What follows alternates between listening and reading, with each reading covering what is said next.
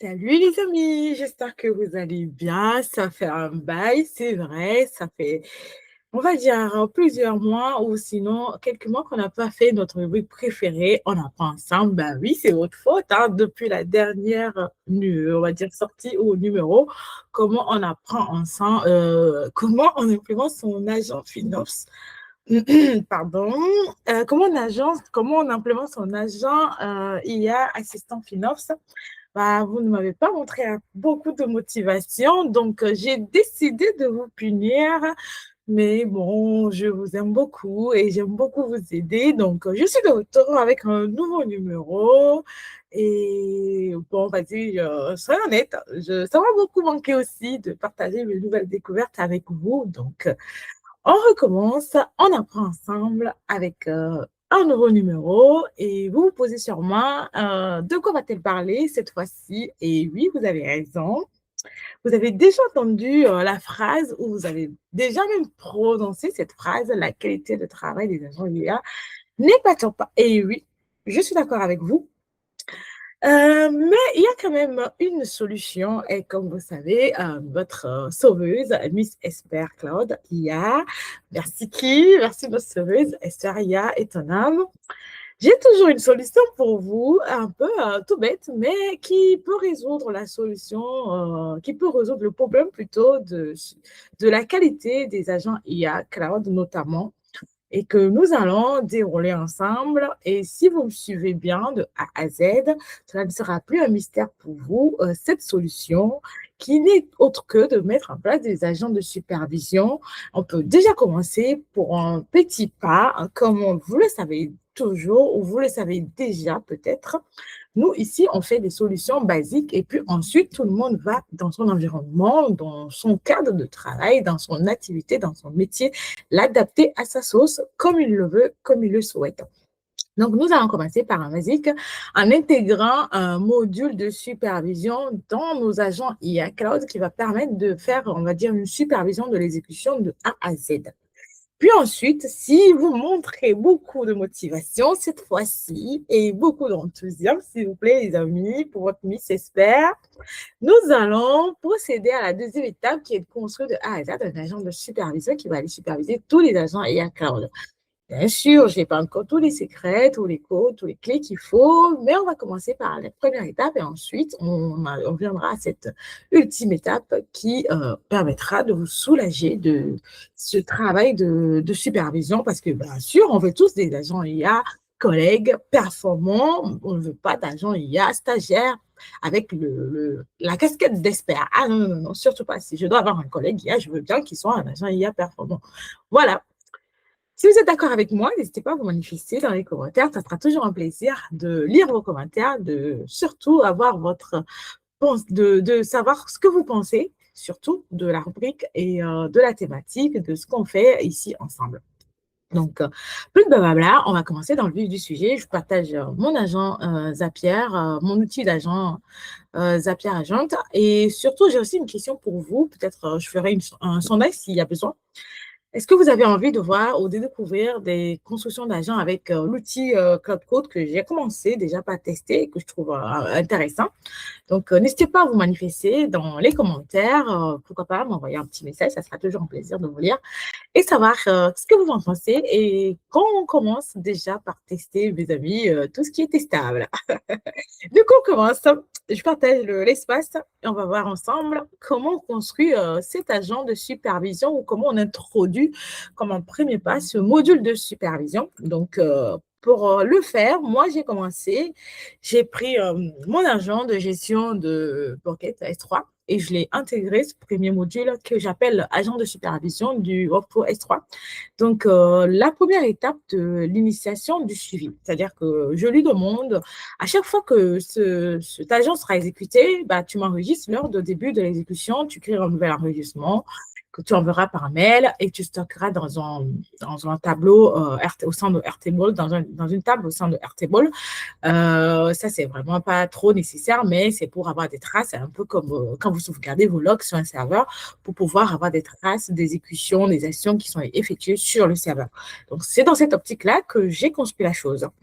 Et du coup, bah, je lui dis, une fois que tu as fait cette étape, tu me fais l'étape d'initialisation des valeurs des variables de tracking. C'est quoi les variables de tracking? C'est juste dire cette étape, elle a été complétée, elle a été bien faite, c'est-à-dire qu'il n'y a pas eu d'erreur d'exécution. Quelle est la durée qu'il a mis pour me permettre de savoir si c'est intéressant ou pas de le faire avec l'agent IA ou de le faire manuellement. Ça, c'est pour ma petite curiosité et on va dire mon outil d'optimisation de mes agents IA. Et ensuite, bah, je commence le workflow en question, dire qui a récupéré le bucket S3, analyser, faire les configurations. Ça, on l'a déjà déroulé ensemble. Vous le savez déjà, je vous ai déjà parlé de mon agent gestionnaire de S3, mais n'hésitez pas à me dire si ça vous intéresse que je partage avec vous les nouvelles évolutions. Comme je l'ai dit, je vous adore, j'aime bien vous aider et surtout, honnêtement, ça me manque de partager mes nouvelles découvertes avec vous. Donc, ça sera un plaisir. Du coup, une fois qu'on a déroulé ce que est censé faire le workflow ou l'agent IA, on va terminer par la finalisation du suivi. Et oui, à la fin du travail, il faut qu'il me fasse un bilan ou sinon un détail près de tout ce qu'il a fait. Calculer la durée d'exécution, mettre à jour le tableau avec le fait qu'il a bien complété l'action et que ça s'est bien exécuté, enregistrer les métriques de performance, ça, comme je l'ai dit, pour voir quelle est la qualité et combien ça prend pour produire cette qualité de travail. Donc, je lui demande, à chaque exécution, tu mets le statut de temps réel de la tâche et un rapport complet avec l'historique de l'audit.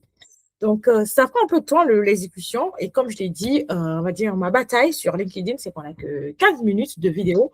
En 15 minutes de vidéo, vous en doutez que dérouler toute la technique, l'implémentation, la configuration, ça ne va pas le faire, les amis. Donc, je préfère m'accentuer sur la partie fonctionnalité, la conception. Et si ça vous intéresse, que j'entre bien dans les détails techniques, comment je fais, n'hésitez pas à me dire comment j'orchestre tout cela, comment j'implémente et quels sont les paramétrages techniques qu'il faut mettre en place. Donc, pour ça, j'ai mis une base de données, bien sûr, pour stocker tous les logs que je veux. Ça, c'est ce que j'appelle l'exécution workflow. On va pas s'attarder là-dessus aujourd'hui parce que ce qui m'intéresse vraiment, c'est de vous montrer comment intégrer ce module ou ces agents de supervision dans vos agents IA Cloud. Donc, voici un peu le déroulement de l'agent. Donc, pour faire cela, il commence, vous allez voir, au tout début de l'implémentation, il va me dire que je vais commencer l'implémentation. Donc, la première étape, il va enregistrer la date à laquelle sera exécuté l'agent. Et ensuite, il va passer à la date aux actions qui sont prévues au sein de l'agent. Et après, vous allez voir, il va me donner les configurations à faire, ce qu'il faut comme commande AWS, CLI, tout ce qui est nécessaire pour bien faire les recommandations, les analyses qu'il a sorties. Et après, il va me dire, oui, si je veux qu'il exécute ou pas certaines actions, s'il a la possibilité de le faire avec, bien sûr, les actions que j'ai configurées dans mon agent IA.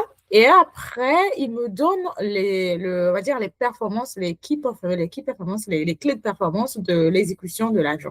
Et c'est ça qui nous intéresse, en tout cas dans cette rubrique aujourd'hui, que je vais vous montrer comment ça se présente la chose. Et puis, bah, j'aurai peut-être l'opportunité de lancer l'exécution et vous revenir pour que vous voyez ensemble comment ça se fait.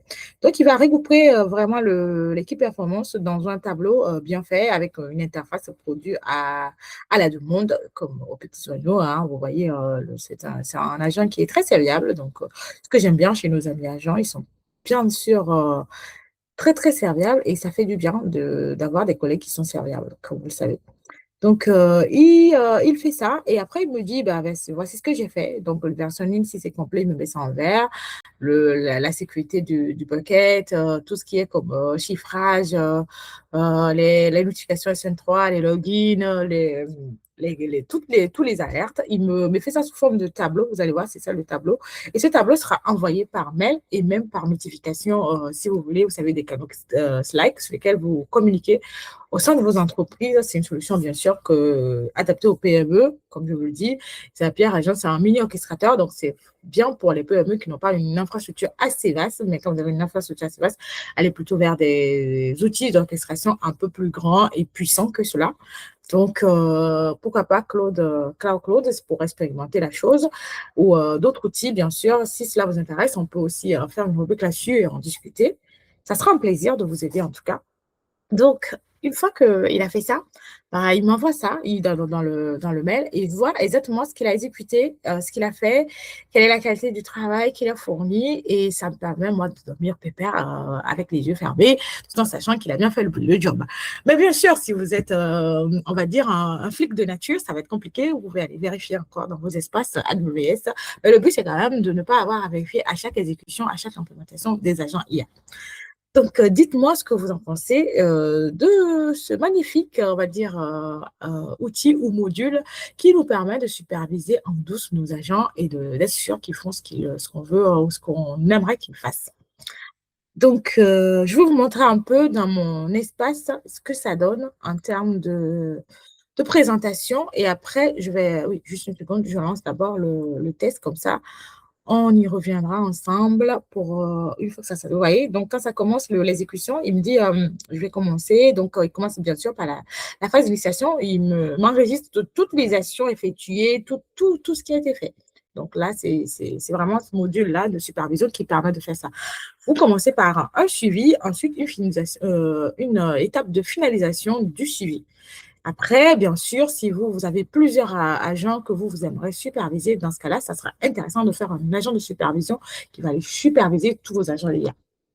Et ça, c'est ce qu'on va voir dans la deuxième version ou dans la deuxième rubrique. Si vous êtes bien sûr gentil avec moi et prêt, vous montrez beaucoup d'enthousiasme, on pourra expérimenter la chose ensemble. Donc, j'arrête le partage et on regarde ensemble ce que ça m'en renvoie comme interface à la fin de mon implémentation. Donc, je suis sûre de partager le bon onglet. Puisque j'ai comme implémentation, voyez-moi ce merveilleux interface. Donc là, il me dit exactement ce qu'il a fait. Statut global, ça c'est l'heure de début. La fin, la date, la durée totale plutôt d'exécution qui a exécuté, bien sûr. Si on doit taper sur quelqu'un, bien sûr qu'il faut un nom. Non, je rigole, les amis. Du coup, il me dit exactement la partie qui m'intéresse. Moi, c'est cette partie-là. Comment il exécute toutes les étapes, les actions que je lui ai demandé de faire. Donc, il me dit à quelle heure exactement il a fait cette action, ce qu'il a fait, l'étape, est-ce que c'est complet ou pas. Et s'il y a eu des erreurs, j'ai prévu quand même les prompts pour qu'il me signale ces erreurs. Comme ça, je sais qu'il y a une erreur au niveau de ça. Et les actions qu'il n'a pas fait, il me détaille aussi ça. Il me dit, j'ai rencontré, par exemple, les limites qu'il a rencontrées aussi. Il me donne tous les limites rencontrées et les recours pour les corriger. Et après, les métriques de performance, ça, c'est pour moi pour voir est-ce que l'agent IA Cloud est vraiment nécessaire? Est-ce qu'il fait vraiment le job? En combien de temps on le fait? Est-ce que c'est pertinent de le faire de manière automatique ou manuelle? Et bien sûr, ça rentre dans la démarche on va dire, de la qualité du travail fourni par l'agent IA aussi, également. Donc, dites-moi, comme je l'ai dit, on n'a que 15 minutes, mais malheureusement, pour ce merveilleux moment de partage, d'émission On apprend ensemble, que vous adorez tant, j'espère. Donc, partagez avec moi, qu'est-ce que vous aimeriez que je partage un peu plus en termes de technique ou sinon de paramétrage, comment le faire dans vos environnements, dans vos outils respectifs. Et ça sera un plaisir, en tout cas, de vous aider à le faire. Et bien sûr, à bientôt pour la partie 2, si ça vous intéresse, bien sûr, pour expérimenter la chose et voir comment sécuriser le travail ou analyser, superviser le travail de nos agents IA Cloud. Au revoir les amis!